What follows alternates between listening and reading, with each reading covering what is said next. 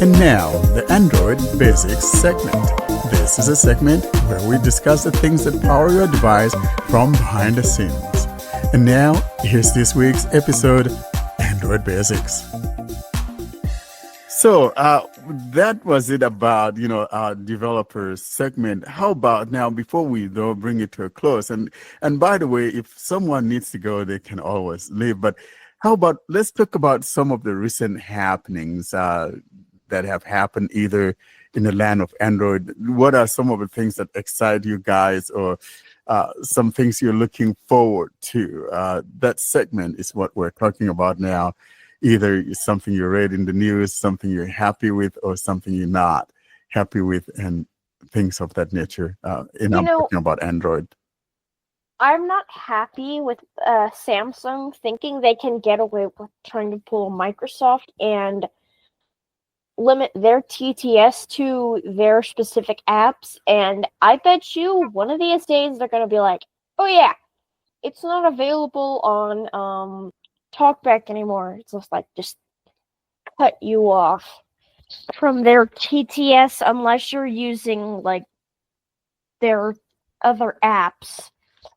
That's why you need a Google Pixel.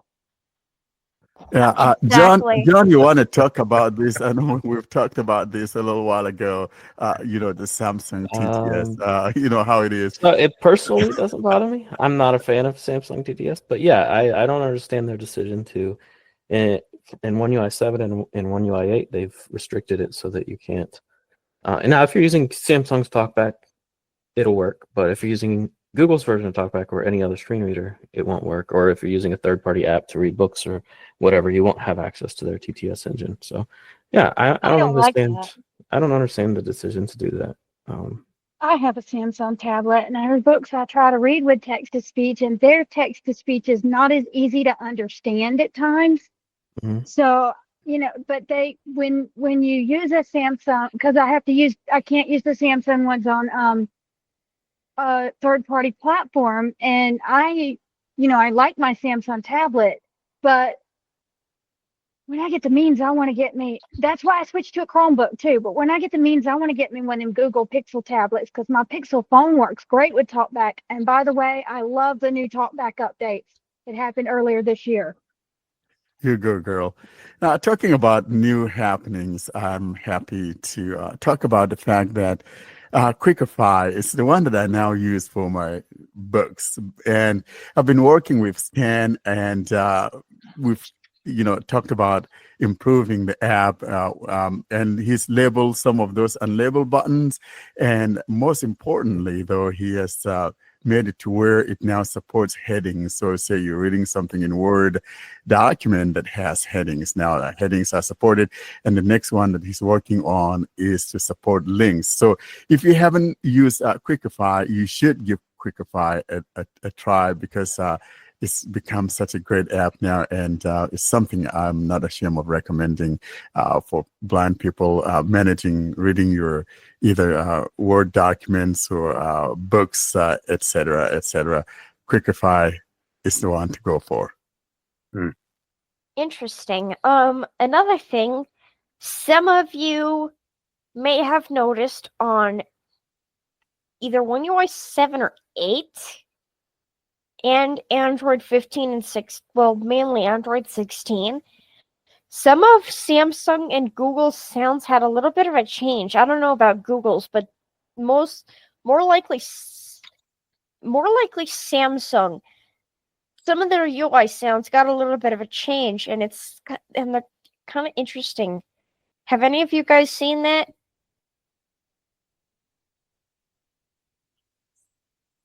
Yeah, I've heard. Well, I didn't notice it myself, but I have heard other people mention it with One UI 7. I don't think I think I have my system sounds turned down or something. You're talking about like this, the sounds for like battery charging and that. Yeah, that's what Yeah. I'm talking. Yeah, that's what I'm talking about. Oh yeah. They have new sounds. I mean, both Google in Android 16 and also One UI 7 has new sounds as well. So I actually like the new sounds. I mean, I'm not a sounds guy, but I like that little sound of the when I'm entering my my pen on my Galaxy S23. I like that it's kind of interesting sound in there, and Yeah, also it's like the a battery. mechanical Yeah, so button or something. I I like don't know. that. Yeah. Yeah, I guess I don't know if they're moving towards like better sounding, less synthetic sounding sounds or something that sounds a bit more, I don't know, but I guess some people's Pixels, like a friend of mine, he has a Pixel 7, and his sounds didn't get changed, so he still has the same sounds that were from Android 15 and below and Android 14. I don't know what it is. I don't know if it's device specific, but That wouldn't make sense. Usually the sounds, come with the new iteration of the OS. If there's a change at all in the sounds, he should be able to have the same sounds as anyone else with that new iteration of the OS. But if something yeah, that odd is happening, probably my doctrine will be the solution, of course, and that will be to do a factory reset. But frankly, I don't know why that would be. That's really odd. yeah, it is kind of weird. I unfortunately can't get the new sounds because I'm stuck on Android 14. Sad, but you know what? I really hope I can get either a Pixel or a newer Samsung because yeah, these because it's kind of stupid. And they did kind of have and Samsung did add new sounds in their notifications as well. For those who noticed it.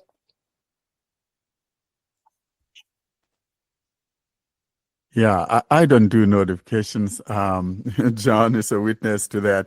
I turn off my notifications for everything. The only thing I have notifications for is messaging, and I think my doorbell, and I think there's a third one, but I only have 3 notifications I turn on. I just no notifications at all. I hate notifications. I really do. If I want to find out if I have something, I check it, but I don't want getting bothered by, I'm the dings and exact opposite, actually. I'm the exact opposite, actually, because I like customizing the crap. And what I mean customizing the crap, I literally mean customizing the crap out of my notification sounds and ringtones. I'm not even kidding. You got to be careful when you use the word literally and crap in the same sentence. But you know what? When I do get a new phone, okay, Philip, you will get the reference to this. And if I have to back up things, I'll be like, okay, I had enough of this rubbish now. Hey, Mr. Samsung phone, give me those apps you have. Okay, no, I'm done. Yeah, Give me those apps you have.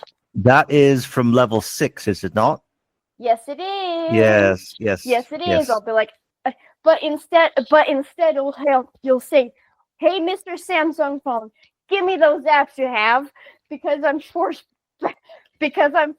it to give me the apps that I need. Yeah, for those who might not get the reference, it's from an old game I made when I was, I think, 13 or 14, called Tarzan Jr., where there's a line that I say, something like that, when you beat one of the levels. Yeah. Because that Insane Blaster. Yes, that's right. That is more than 20 years ago now. But yeah, wow, that's a classic. Nice one then. But yeah, many years ago. But yeah, I modified it a little bit for the Android side of things. But instead, it's like, "Hey, Mr. Samsung phone, give me those apps you have," because I'm backing it up. Because I'm backing it all up, and I have to put it all onto my computer and back up all my notifications. Okay, you know what? I'm done. I'm done with those references. For my I'm so, notifications. I'm sorry, you're still talking. no, it's Your okay, voice but dropped a little bit. I apologize. So no, for you're my notifications, I use the focus menu and select which ones I want notifications from and which ones I don't, because otherwise I would get a ton of notifications.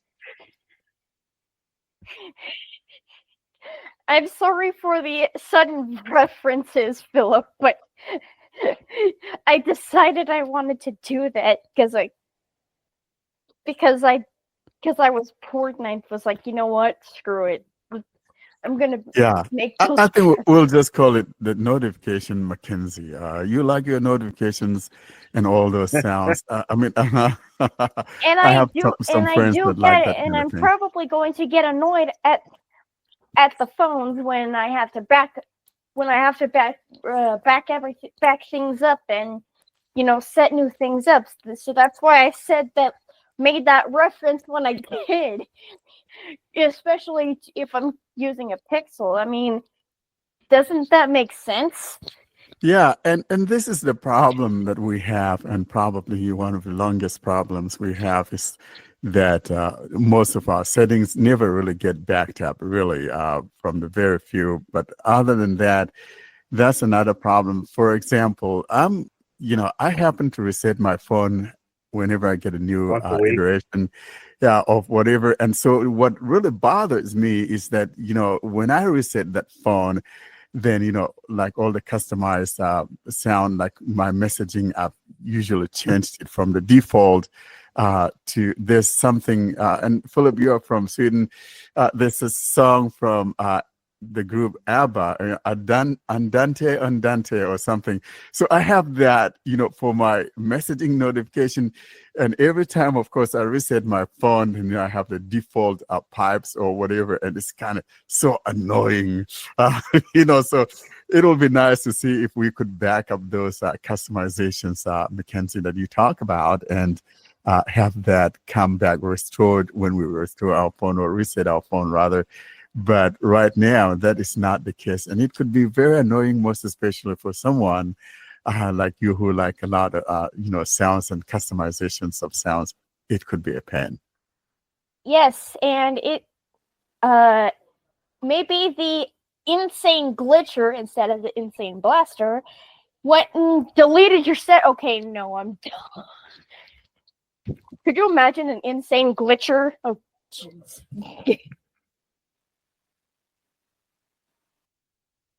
I should really stop right there. Yeah. I really should stop right there.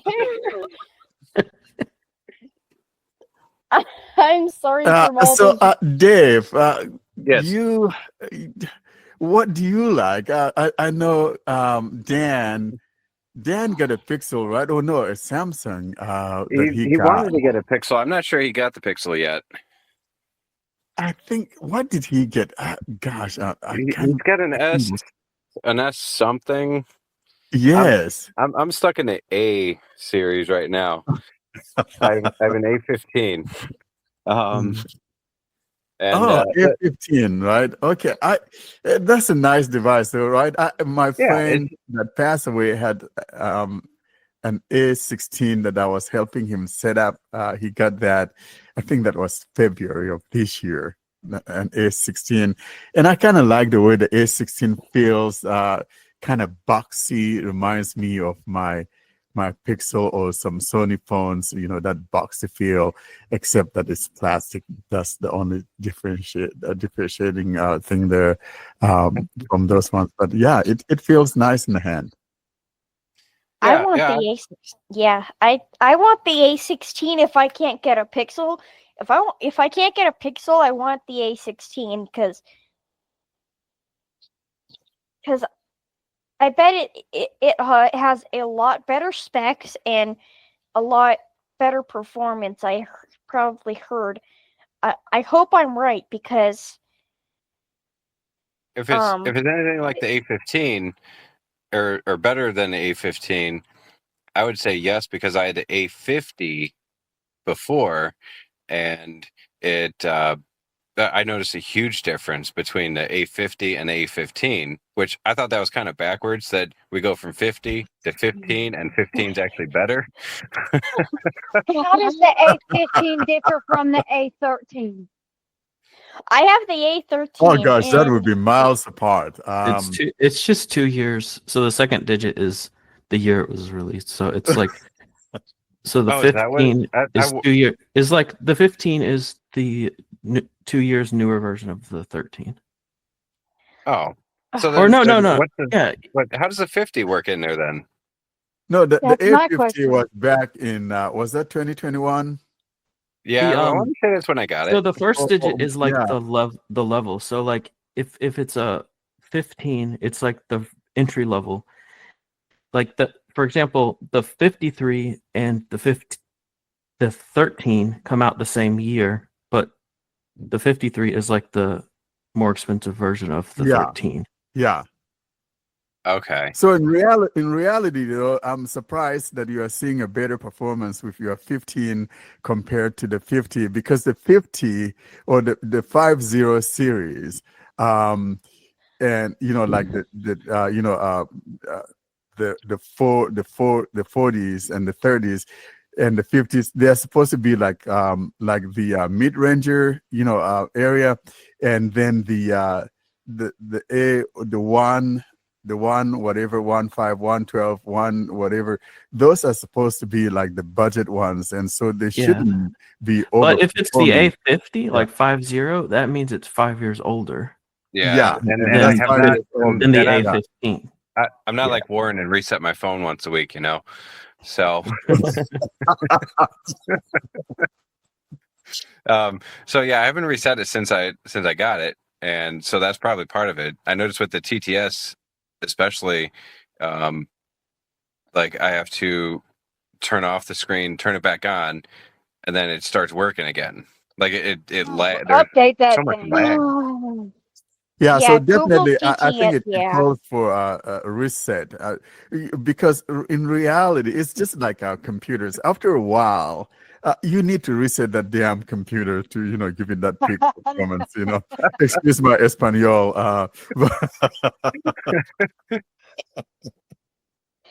Yeah, but it's nice to see that Samsung has given us different entry points. And these days, though, to be honest, like the mid-rangers, and like we were talking, I think, a couple of weeks ago, the A56 now has made it to the States, and so if one is really interested in something like that, it's a good phone to have, because it kind of blurs the line between the flagship and all of that. And there are people out there that see no need of getting a flagship $1,000, for fun, when you can get one good one for like 400 plus, or Yeah. 500, whatever. Yeah. When it's on sale, you could even get it cheaper. So yeah, I'm glad we have those other options out there. Yeah. So the one thing that I noticed with the update, my apps are all on one, like it's a continuous scrolling now. What happened to the apps pages? Yeah, It depends how you sort it. If when you're in the apps drawer, like so if Okay. you go to the apps drawer and you hit the more options at the top right, if you sort it alphabetically, then it'll be a vertical list that you scroll. But if you set the sort to be custom, then it'll go back to pages. Like, Oh, and you custom. can- Yeah. Oh, the more options. Okay. Yeah, I was like when I finally got I think it was One UI 7, the update happened, and all of a sudden I went to scroll through my apps page, and I'm like, wait a minute, what happened? Yeah. you got the So, yeah. vertical stuff now. I like Mhm. the Oh, Yeah. believe me, I would have been confused too, because I usually don't like sudden change, and I was like, wait, what? No, I like when I see sudden change, it really It throws throws me you off. off. Yeah. Well, one thing I've always said about the Samsung guys, they keep some things, consistent. For example, that open settings is always there in the same place. I mean, Google has changed it, a couple times now. It used to be up there on the top, and then I don't remember as to what version of the OS that it got moved to the bottom. I'm thinking, was that 11 or 10 or 12? One of those. But Samsung, though, has kept some things consistent. The other thing that I'm glad to see Samsung changed is, usually in the system settings, we used to have the tabs. You got the general tab, you got the connection tab, just like what LG used to have. And I didn't like that, but now to see them have it, the way that the Pixel has it and just scrolling down, I kind of like that. Sorry to butt in. I just wanted to say that I have a few more minutes, but I'm going to have to leave soon. So maybe if somebody has anything they want to ask or discuss, I would love to answer. But I had a few questions. First off, are you question? Because just out of complete curiosity, for others, so when you release an NVDA add-on for the voices instead of just having to use it via SAPI, because sometimes SAPI can't always be used for certain reasons, are you going to have the serial keys work with the SAPI version and the add-on as well, or is everybody going to have to rebuy? Oh no, that would be outrageous. No, it is the same serial numbers for the voices. Like you buy the voice, you have the voice. That's basically it. So whether it's through the NVDA add-on or SAPI or that's the only time. Yeah. Oh, pardon me. No, you're good. I was just gonna say the only time when it's a separate thing, and there's a couple reasons for this, is when it's for the phones. Then it is a separate thing. It's going to be cheaper, but it is very difficult for me to. I would have to do my own copy protection on Android. So I'm just going to go through the regular Play Store. So it will be a different product there. But for for the desktop environments like Windows, Mac, and Linux, it's all one. But yeah, for Android and iOS, it's going to be separate. Yeah. Question: have you thought about because we don't have this things for certain Chrome OS things. Have you thought of making these available as well for Chrome OS? Just as an extension or something? To be honest with you, I know very little about Chrome OS. Of course, I know of it. That's a good question. Yeah, but I to be honest with you, I don't know enough about it to say how easy or difficult it would be to adapt. But in general, it's just C code. So if I can build C code and it can run natively, then I can make it work. So it's I don't know enough about Chrome OS to be able to tell you right off the bat. But but I think you could do it because I use other text to speech apps and they're connected through my browser extensions. I've used Natural Reader and Speechify, but they're paid apps. Yeah, and they're cloud-based too, are they not? Yeah. And these days, though, most especially if Google is considering merging Android and Chromecast, Chrome OS together, I wouldn't even bother myself about trying to write something specific for Chrome OS, really, to be honest. I mean, I don't know enough about it at this stage. I would have to do some research into it. But if it's going to be merged eventually with Android, I'll obviously start by supporting Android. And if I get Chrome OS for free, that's just a benefit. Yeah, because honestly, Chrome OS is... Well, I don't know about Chrome OS Flex, because I don't know if that'll be... Because I don't know if that'll be merged with Android, but actual Chrome OS probably will one of these days. I don't know when, but it more than likely will be merged. And another oh, sorry, I was gonna say no, you go ahead. I was just gonna agree with you and say with the emergence of AI and how fast it's growing, I wouldn't be surprised if it happened. Yeah.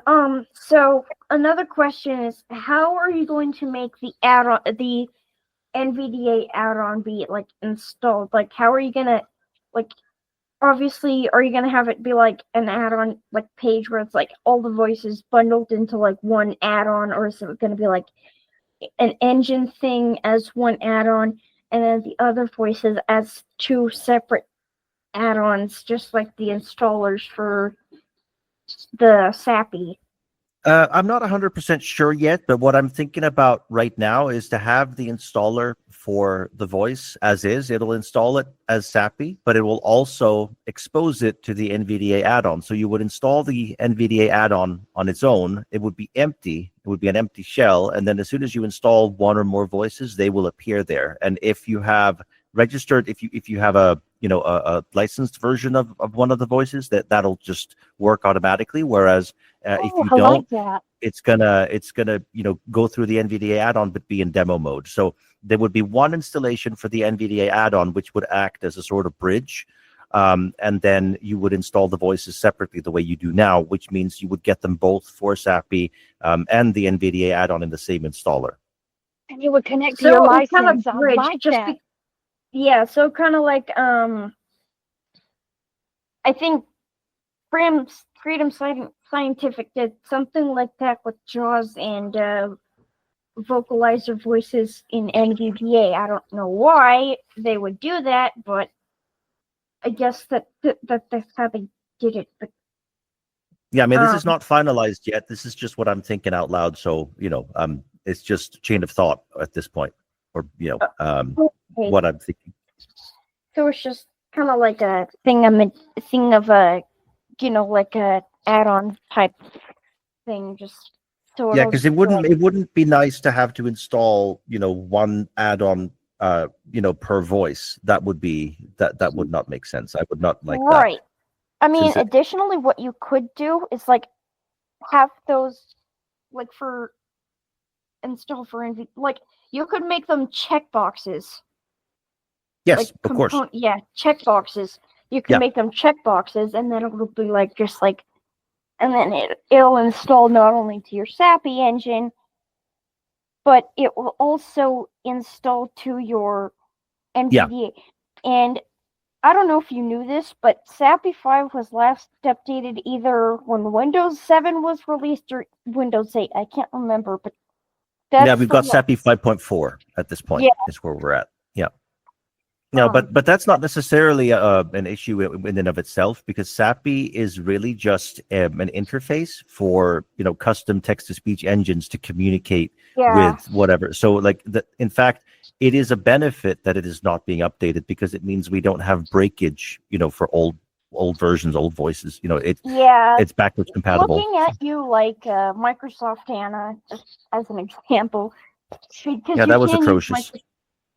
Microsoft Anna was just terrible. I hate to say it, but like she just, especially it's unit. It's unit don't selection. hit on my girl there.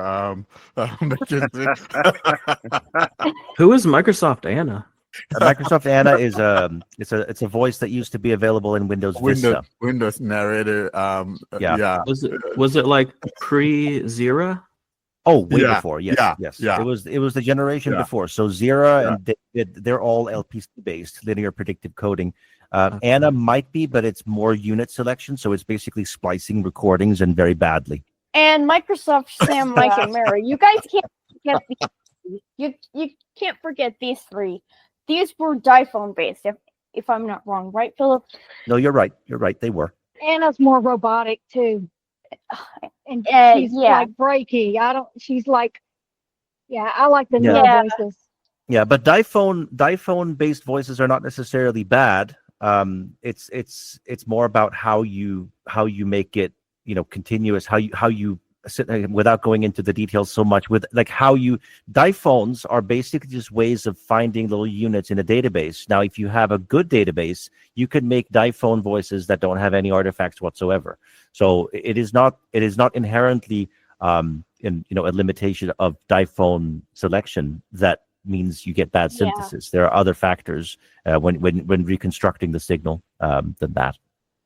But yeah, and One Core, which is Microsoft David and Zira, these are HMM. They may be.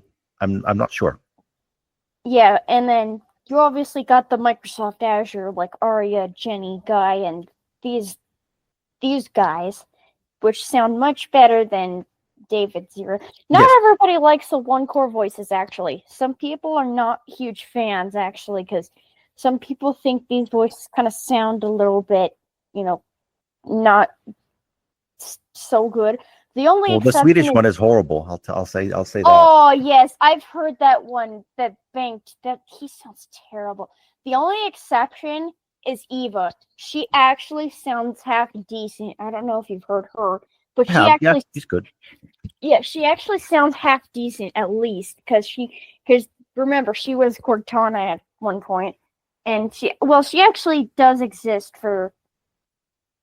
If you use registry, there are registry files that you can literally just register, or not exactly right, but you can like make her voice work for. But she does have a terrible pitch glitch problem thing, which I mentioned to you once